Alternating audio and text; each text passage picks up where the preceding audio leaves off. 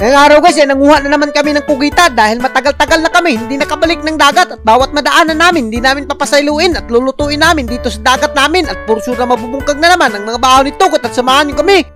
What's up sa inyo guys? For today's video ay magdagat adventure na naman tayo at dahil batagal tayo hindi nakabalik ng dagat gawa ng sobrang busy talaga natin dito sa buhay natin kaya dumiretso na kaagad kami ng dagat at magpapalamig kami at as you can see naman guys naabutan na namin sila Papa dito na naguna na at kung nakikita nyo naman si Ivy guys talagang sobrang nahahappy siya dahil nakabalik na naman kami ng dagat at transition na kaagad tayo as you can see naman yung mapurmahan ko dyan guys parang badyaw lang na nangihingi at kung nakikita nyo naman guys talagang napakalawak ng dagat namin at napakaganda ng panahon at nagsuruy-suruy na kami dito sa unasan. At sa puntong ito, nalabyan namin si Mama na nanguha ng bat at ganito lang pala yung pagkuha ng bat dito, napakaganda at napakadali lang. At si Papa nanguot na rin ng iba't ibang klase ng isda at di niya na pinasailo yung matalaki-teki at kinumot niya na yung at binutang na sa galon. Alam niyo ba guys kapag nagugusla at talagang stress na kami sa bahay namin kaya dumidiretso kaagad kami dito sa dagat pangpawala ng stress at ayan na nga as you can see naman guys napakadali lang kuhanin yung mga sudan dito at kailangan mo lang gumuin. At speaking of gumo ng si Papa dito sa buho ng mga isda at di niya na pinasailo yung mapugot na napakasarap naman talaga. At sa hindi nakakaalam yung pugot nga pala ay napakasarap niyan paksiwin. At as you can see naman guys, dalawang bisis na yung nakuha ni Papa sa isang buho. At ayan na nga, may isang bisis pa na nagpabuang-buang kaya tatlong bisis na yung nakuha namin ni Papa. At sa puntong ito, sa pagsuloy-suloy namin sa unasan ay nakita namin yung napakalaking kugita at sa hindi niya-asang pangyayari talagang pinunit ko na at hinawidan ko yung baka sumuksok pa to sa buho. Naku, napakadelikado at baka wala tayong maulam dyan at purso na mabubungkag na naman tong bahaw dito sa kugita. At as you can see naman guys, talagang pumapalag pa yung kugita kaya pinanaan ni Papa, di na pinasaylo. At kung nakikita nyo naman guys, talagang nagkisi-kisi na yung kugita at napakalaki pa at talagang sulbad na yung pagsudaan namin dito at paniod to.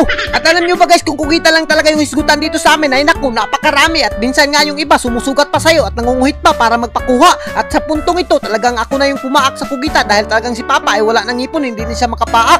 At as you can see naman guys, talagang kinitkit ko na yung kugita, di ko na pinasaylo at talagang pumapalag pa kaya nagkinitkitay na naman kami sa kugita. Alam nyo ba guys kung gaano kalaki yung kugita na nahuli namin? Mga 1 kilo mahigit to at napakalaki naman talaga at kaya pumapalag pa at mag-ingat ka lang baka mapakan ka ng kugita. Naku, napakasakit naman talaga niyan mamaak kaya pinaak ko na at kaya na nangaluya na nga yung kugita kaya di na namin pinasaylo, dinala na namin at papaksiwin namin to sa bahay namin. At as you can see naman guys, tuwang-tuwa pa kami at isa nga lang pala yung nakuha namin kugita dito dahil gamay lang naman kami nag-uban dito at talagang saktong-sakto na to para sa amin. At sa puntong ito, naabutan ko si Ivy dito kaya pinahawak ko na sa kanya yung kugita at sobrang tuwang-tuwa siya dahil napaka-paborito naman ni Ivy talaga yung kugita. At sa puntong ito, alas 12:03 na kaya dumiretso na kaagad kami dito sa Kabakhawan dahil dito namin to lulutuin. At as you can see naman guys, talagang tinabangan na namin paghinlo at si Papa nga ngayon nagdigamo. At sa puntong ito, pati yung bahaw binubuo ko na at talagang literal na bahaw yung purma niya at parang cake. At ayan na nga, talagang inandam ko na nga rin yung papaksiwin natin ng mga isda at pati yung kugita, papaksiwin rin natin yan dahil napakasarap niyan paksiwin. At parisan mo ng mga konting lamas at sukaan mo, naku,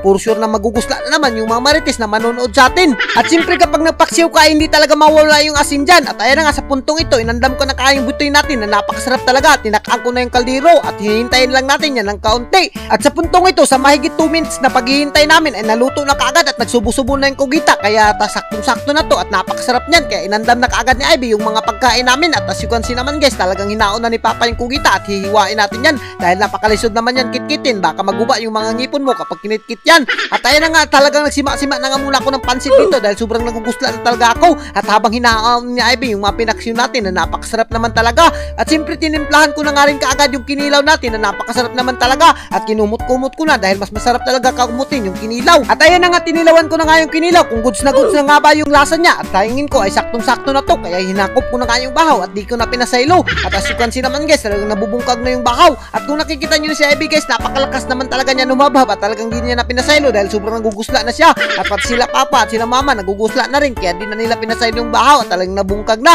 At as you can see naman yung kinilaw guys, talagang binanatan ko na at di ko na pinasaylo. Ito talaga yung pinakabuburito ko pagdating dito sa dagat at talagang matatambalan yung kagusla mo dito. At ayan na nga, talagang napakasarap yung makainan namin dito. Alam nyo ba guys, kapag nag-food trip talaga kayo ng mga ganito ay naku, hindi talaga kayo magmamahay dahil napakasarap naman talaga at sobrang mabubusog talaga kayo pagdating dito sa dagat. Iwan ko na lang pag hindi kayo makasabi ng sobrang sarap naman talaga at hindi talaga kayo nagmamahay sa amin. At kung umabot ka sa video na to ay naku, magkuha ka na ng bahaw at sabayan mo na kami pagkaon para hindi ka magusla sa kakatingin sa amin. Alam nyo ba guys, matagal-tagal rin kaming hindi nakabalik dito ng dagat simula nung nanganak yung aming baboy dahil talagang inaalagaan at binabantayan binabantayan namin. Kaya ngayon, susulitin namin to makabalik ng dagat. At hindi rin naman ako nagmamahay nung nakabalik ako ng dagat dahil sulit na sulit talaga yung pagpunta namin dito dahil nakakuha kami ng kugita na napakasarap naman talaga. At hanggang dito na lang kami at kung giganahan ka sa mga video namin ay huwag mo nang kalimutan i-like and i-share para mas marami pa tayong food trip. Thank you and God bless you all. Mabuhay kayong mga idol hanggat gusto nyo.